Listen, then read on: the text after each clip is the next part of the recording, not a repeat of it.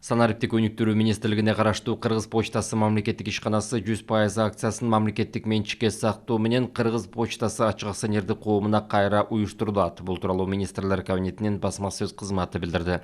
Тийиштүү чечимге почта байланышын, анын ичинде банктык терминалдарга окшогон атайын терминалдарды пайдалануу менен жарандарга пенсияларды жана жөлөк пулдарды берүү боюнча кызмат көрсөтүүлөрдүн сапатын жакшыртуу жана спектрин кеңейтүү, ошондой эле андан ары натыйжалуу өнүктүрүүнү камсыз кылуу үчүн потенциалдуу стратегиялык инвесторлордон түз инвестицияларды тартууга шарттарды түзүү максатында министрлер кабинетинин төрагасы Акылбек Жапаров кол койгон.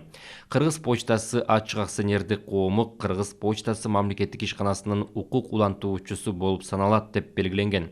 Экономика жана коммерция министрлигине караштуу мамлекеттик мүлктү башкаруу боюнча фондко Кыргыз почтасы мамлекеттик ишканасынын акционердик коомго өзгөртүп түзүү боюнча иш-чаралардын комплексин белгиленген тартипте ишке ашыруусу тапшырылды.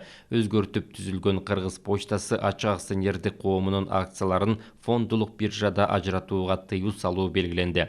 Кабыл алынган чечим жогорку кеңеш тарабынан бекитилген 2020-2022 жылдарга карата Кыргызстанда мамлекеттик мүлктү менчиктештирүү программасына шайкеш келгендиги маанилүү.